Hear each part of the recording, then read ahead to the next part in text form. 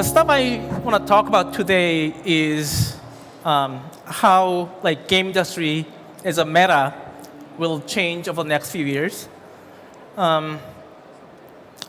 Before I start, I worked in the game industry roughly 20 plus years in Korea, in US, Singapore, and China.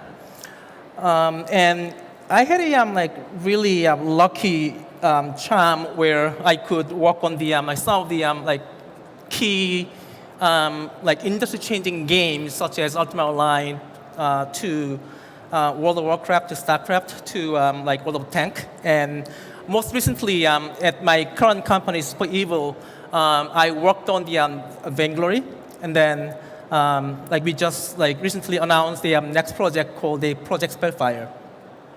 So the reason why I'm talking about the my experience here is that going through this sort of experience, I tend to watch how industry is going through the similar trend over and over again.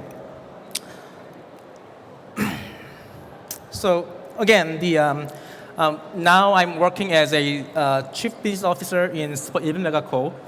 And for those who doesn't know about us, I'll show you some video that what we have done in the past.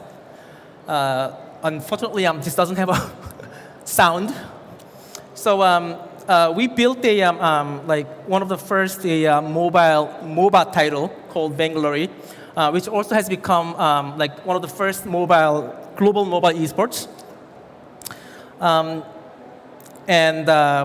We had at peak over 100,000 concurrent viewers in our championships, and then because of the cutting-edge technology we had, we could work with all sort of the hardware makers such as Apple, Samsung, Google, HTC, and even Apple made a nice video like that for us at some point. So Ouroboros is a symbol of life, or all the cycle of life where everything start and then going to the end and start again. Whenever I see this symbol, I tend to think about the game industry's cycle as well. So game industry also has been going through the interesting similar cycle. So same thing is happening over and over again in roughly 5-year term.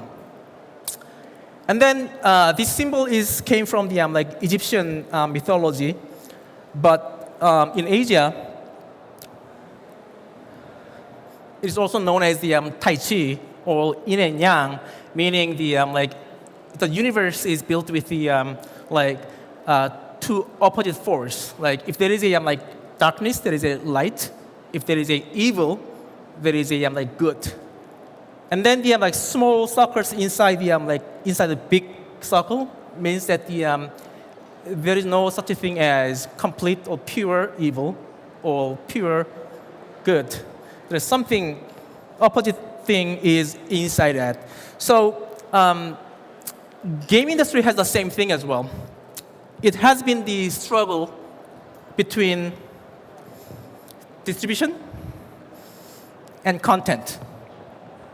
So by distribution, it means that the way how you deliver the game to the end consumers, and then the content means that the product you have at hand. And then in roughly 5-year cycle, the hegemony is being on the either in distribution or in content side. And then what was really interesting to me over the last 10 years is that it has been 10 years of distribution era. And then it has been on the triply among Steam, App Store, and Google Play Store, right? And then when distribution has a hegemony, what happens is that they dominate or the entire ecosystem. That's how they could charge 30% of tax on every product we have on the market. And good news is that that triopoly is going down right now. And what forces are driving that down is one, cloud gaming. Well, this is just starting to tear down that force, and then a lot of companies, partially thanks to the European ruling of dismantling the monopoly of Google, you will see the some of the bigger device makers will try to promote their own device and market, similar to what happened in China a long time ago. And then there are Apple Arcade, and then some of the other larger companies are trying to create a subscription services. And then there are a lot of other existing and new publishers and companies try to become the dominant force in distribution, such as the Epic App Store. And I also think that Unity is actually trying to dominate the world as a part of the distribution part. And then they started as a middleware, but they are going into distribution over time. Maybe, maybe not. So, what I'm trying to argue here is that when triopoly is over, and then there is a lot of distributors fighting each other, it is the starting point of era of content, because those distributors now have to compete each other to find the great content. They have to invest in there. So if you think about the Netflix and what happened with them, and then what's happening right now with Disney Plus and Warner Bros. And whatnot, there is a global boom of content production, and then it actually helped the quality of content to go up. One interesting example is that, so in Mexico, the TV production of Mexican content has always been about the 40-minute drama, happens throughout the year. It has been the same format forever. And that was because everyone thought that that sort of content is the only thing that works in Mexico. Netflix comes in, they start to invest in a lot of new content type, and then in Mexico they start to realize that there are a lot other type of content that actually can be popular in Mexico. It is completely changing the content industry in gaming, not gaming, but the video production. So what we are seeing in game industry is similar to what's happening in the video. There are a lot more display channel is coming up, and then they will compete for content. And then that means that we have a few years of golden era of content where they will try to find the great content. But the warning here is that it's not going to last. Think about the Ouroboros or Yin and Yang. I expect that this will last maybe 5 years, and then it will go back to era of distribution again, because some of them will win the market in distribution, and then we'll go back to the era of distribution. So that is how I think about the eternal forever war between distribution and content. And then the implication is that you have to think about what sort of stuff you can do when you have this sort of opportunity coming up. Another way of thinking about the game industry, meta game industry, is that the over the last 10 years, there has been two different forces we're applying to game industry. On one hand, especially on the mobile side, people try to reduce the friction side, and that is mainly in the mobile. Because what mobile has done to the game industry is that you didn't have to go out and buy the game, or you didn't have to install the game. You can just go into the App Store, install, and then you have the game. So, and then a lot of focus has been put on making it easier to find, like in the form of like UA, performance marketing, and everything. So, to me, the last 10 years in the mobile gaming is the effort of reducing friction. In the meanwhile, in PC and console side, they completely focus on how to improve like fidelity, meaning how to make it more immersive, how to put into more, let's say, like the story-based games and whatnot. And then you will notice that it started to change as well, right? So this is why I believe that cloud gaming has such a big implication, because what cloud gaming does to the like friction and fidelity is that it actually further reduces friction, while it can actually enable you to maintain or actually improve fidelity. So it is could be a like best of both worlds. And then what can be done with that sort of technology is really, really interesting question. And then something that we will see over the next 3 to 5 years. If you look at like the criticism around Stadia or other cloud gaming, from my point of view, they are completely missing the point, because what they are comparing cloud gaming is existing hardware consoles. And then that is where like the misinterpretation happens, because cloud gaming is not about replacing console hardware. It is creating something completely different without friction, while enable you to do actually better fidelity games. So there's where the Google's mistake happens, because they needed to launch the Stadia with the exclusive title that are not available anywhere else. Like, to be truth, they tried, just that they didn't make it happen in time. So that's why it's going to be like really interesting what kind of Stadia game will come out over the next few years. And also, interesting thing is that,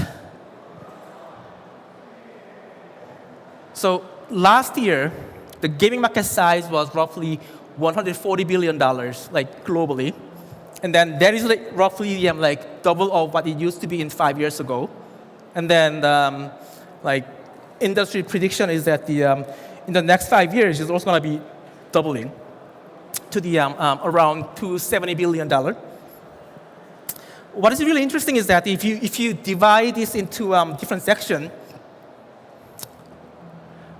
and among the platform and then the against the region, that you will see that this graph looks quite similar to each other, right? Essentially, the growth in platform largely happened in like mobile side, while growth in regional stuff happened in APAC, including China, Japan, Korea, South Asia, and whatnot. So why they look similar? To me, this tells me that friction trumps fidelity. That's what happened over the last 10 years or 5 years. And then that's why I believe that any kind of technology that like ignores friction is not going to be successful, where I believe that the problem with VR resides, because VR is a technology that actually increases friction. So the success of VR will going to happen when there is a friction goes away somehow. So what was the driver for this frictionless era and then the era of Asia? Like, there are three main factors, like accessibility, channel, and then business model. So accessibility is essentially like from 900 million gaming PC and console to 4 billion devices that are available to everyone. And then those majority of increase in gaming device happened in APAC. In the West, in US and Western Europe,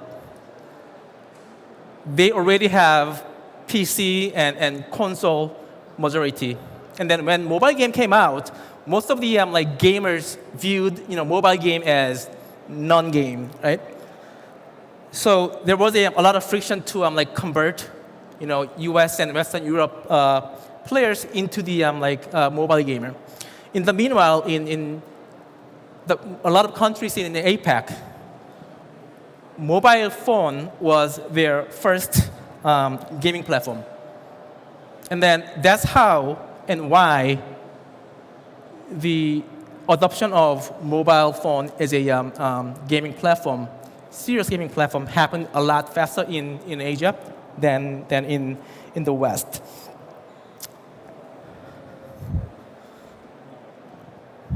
Oops. Sorry. Oops.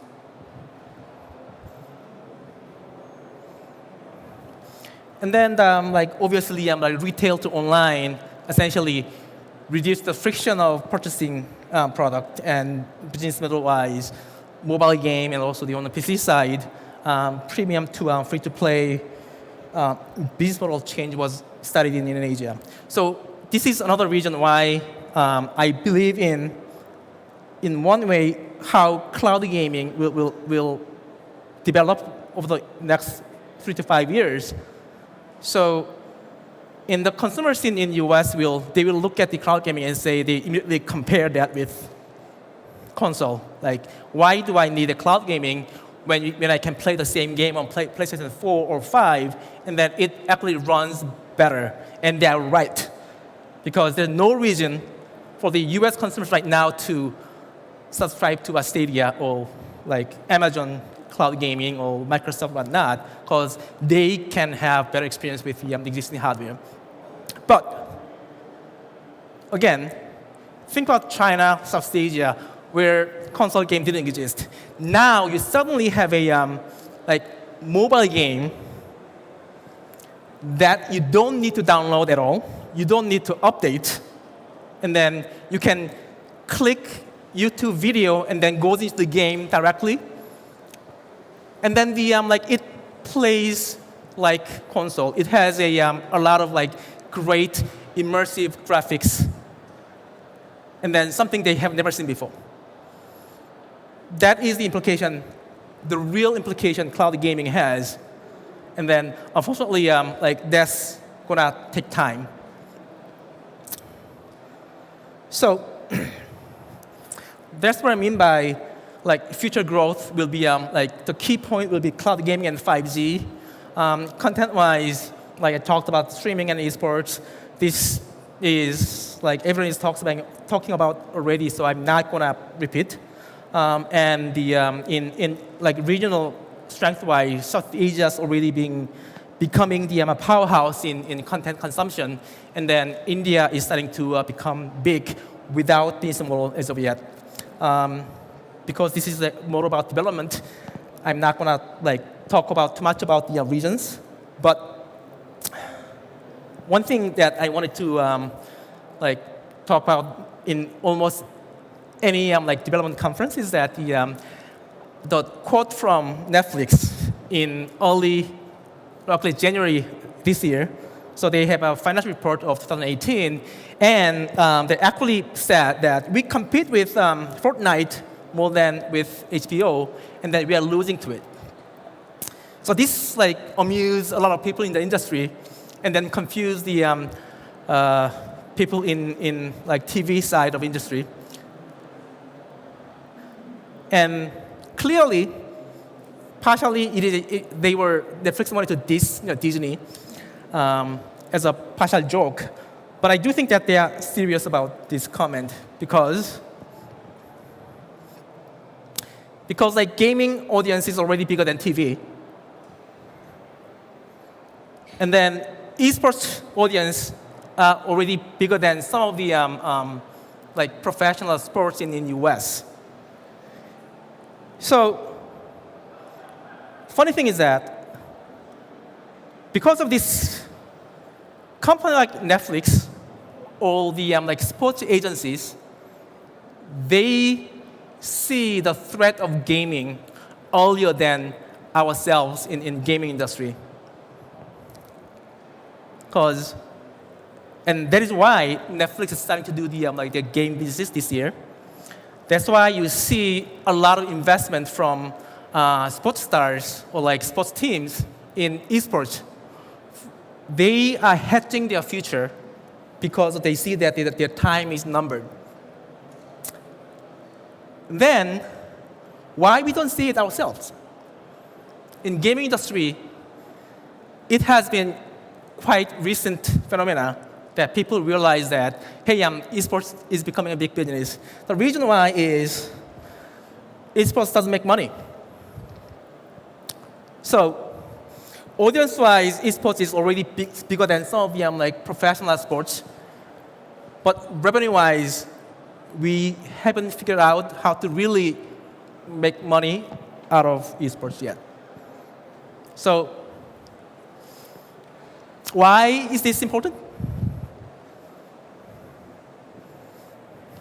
Let's get back to the gaming market. $140 billion globally last year. But if you look at entertainment market globally, it is $1.6 trillion globally. And then this is where you have game, you have TV, you have sports, you have movies, theme park, event, music. Again, the industry that are scared shit out of esports. So maybe the market size of game industry is not 140. It actually needs to be $1.6 trillion. And then when you change that mindset and the way to think about the market, what you need to do changes quite a lot as well. Because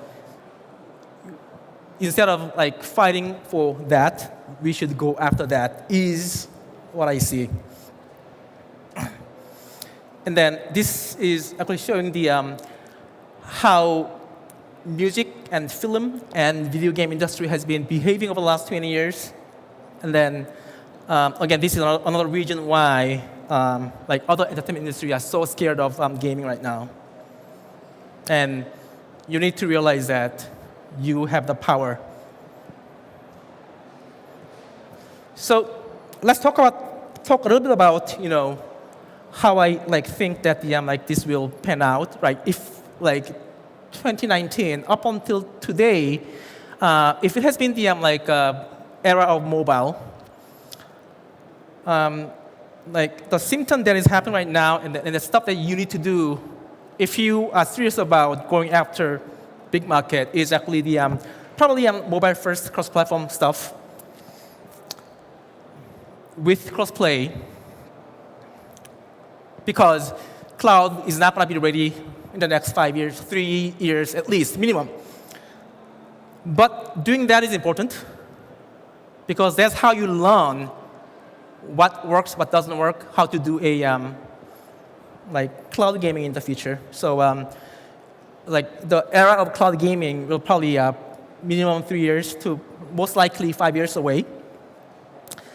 And then the more interesting thing for me is that the like up until now, so most people thought that the like esports as watching competitive gaming. And then whenever you think about esports or like competitive gaming, it is more about like when you think about esports, it has been more about competition was the key. But think about gaming. Since when gaming was not about competition? You have two-player game. You are competing each other, right? So if you unless you are saying that esports has been around forever, then what's happening right now is clearly something different, and the difference is watching, right? For the first time ever, instead of playing it yourself, watching someone else playing has become entertainment. That is actually the key of esports, and that is where the esports industry has been completely missing the point. So, as people realize that, I do think that the esports will evolve into two different directions. One is the still trying to become a legitimate esports. Right now, as of today, in Southeast Asia, they are doing a Southeast Asian game, which is the Olympics of Southeast Asia. They have 3 medal games in esports right now. But how to make the watching experience more enjoyable is actually, to me, more important. And then that's how we will be beating the TVs and then all the entertainment business out there. So in the future, probably the competition side of things will going to try to make it more like sports. But as a game developer, what I want to focus more on is that how to make it easier for them to watch and create content, regardless of it being competitive or not.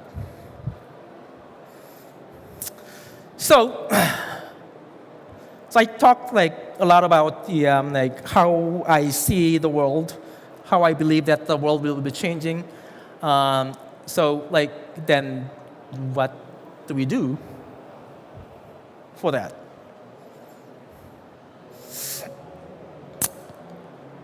There are some more, but as a developer, I think the 3 are the ones that as a company, Super Evil is strategically focusing right now as a part of our world domination strategy. So the first one, sustainability, is actually about esports. It's animating. So one of the problems of existing esports franchises and system is that it is essentially benchmarking all the professional sports franchise in the US. But the thing is that US professional sports is mainly popular only in US. The problem of esports right now is that most of the US companies are trying to enforce what works in US to global. So realizing that there are regional differences exist in esports, that is probably one thing that the esports game companies will need to think about when they want to become truly global. And then another interesting point is that governance issue. So right now, most of the esports as a ecosystem or business is not profitable if you look at the ecosystem as a whole, because esports ecosystem has existed as a more of the marketing tool, and then it has been the mindset of game developers. Riot Games, they seem to make a lot of revenue, but up until very recently, they were they're essentially investing over $50 million per year to maintain and run their esports league after all the revenue they got from the esports.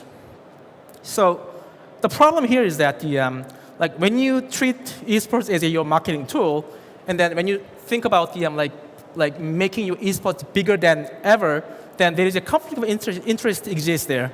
So it may not be good for esports, is maybe good for game developer. So there are only one esports franchise that is actually really profitable. That's Overwatch, and then they copied NHL system, and there's only one difference between NHL and Overwatch, is that the fact that the Overwatch is actually run by Activision, and NHL is actually owned by the teams. So I do think that the one of the like idea that for esports to go mainstream could be detaching the ownership of esports from developer. It is weird, like for a developer to talk about it, but I do think that that is the future. Now, more about the development side of stuff is that what does like cloud gaming really means? Like while we are developing a like Vainglory, we studied as a like initially studied as a iPad game, and then it has become we tooled it to as a mobile, and then finally we wanted to do it as a cross-platform. We built it a like PC version of Vainglory and whatnot. And then one thing we realized is that it is actually quite hard to create a like native experience when you actually start with the like one platform as a like starting. The other can be easily can be a port. So two things we really like to do is that like from our current project called a Project Spellfire, we're actually building the entire game with multi-platform in mind, meaning that like all the feature of like Super Evil's game will actually support natively like physical joystick, mouse and keyboard, and touch screen at the same time. So that whatever platform players use, they actually not only be able to play the game natively, but also they can have a maintain control competitive parity, so that you can actually compete with your mobile phone with the players who's playing on PC. So this doesn't happen automatically. You need to design for that. That's why I'm like emphasizing this. And this doesn't always happening. This doesn't always happen automatically. And then this doesn't apply to all the games out there. I doubt, hyper-casual games will need this. But if you are working on a core game, this will be important. And then, second part is that the being form factor agnostic. Cloud gaming or multi-platform means that you don't know what kind of screen your player base will look at. Right? It could be a 5-inch mobile phone. It could be 8-inch TV in your living room. To the even it can be like 2,000-inch like super big vision system in the stadium. You don't know where they will play from. And then the different screen size and aspect ratio will create challenges for your UI design. And then this means that you will have to rethink about how you do UI and UX. And then from the get-go. All right. Finally, and the most importantly, watching is playing is, to me, the ultimate feature of gaming, where you don't have a distinction between the like playing and watching. It doesn't mean that the watching is enjoyable experience. It means that watching could be a part of the gameplay, or gameplay can be a part of watching experience. How to make that happen? Honestly, I have no idea. But there are some stuff that we've been like experimenting with, and then something I'm trying to figure out over the next few years. And then I can tell you, whoever finally figure out how to do it will be the next Blizzard. And I'm trying to become the one ourselves, but it could be like someone else as well. So there are three things like the basic stuff that already happening is, one is like deep integration with the game. Like essentially, you're watching, you're streaming, and then you can actually like play as a team. Like for example, there is back in the days there was some of the strategy games had a commander mode, essentially you behave as a like commander. Like in StarCraft, think about like you control the unit, and then someone who is watching outside look at all the map and then direct like tell go here, go there. So like two different experiences. So that commander mode can be easily implemented as a part of a streaming. So one idea. And the second one is that the Netflix earlier this year has a like this choose your own adventure type of like content, and then like all the like media went nuts about it. This is the future of like media. You can choose like different ending, and then when I see it, it was an enjoyable show. But I was like, this is exactly the reason why TV is not going to lose. TV will be losing against the gaming because. So Black Mirror Bandersnatch, like if I'm not wrong, they have like roughly 32 different endings.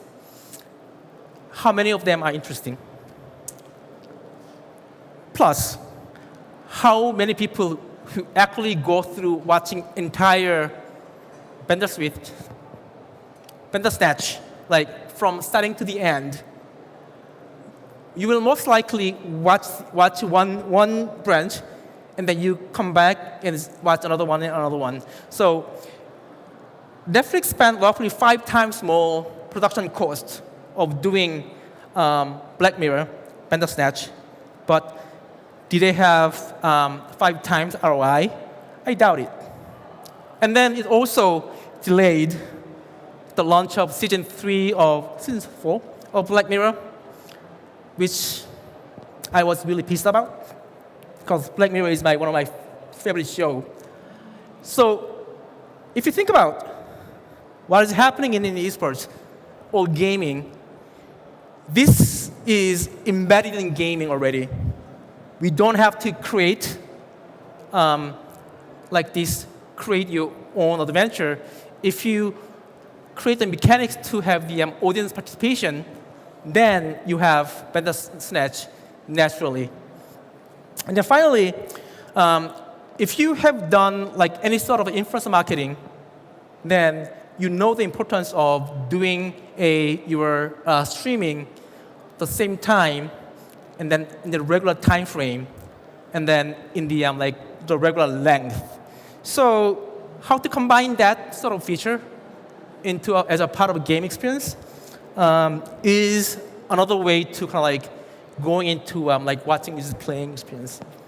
So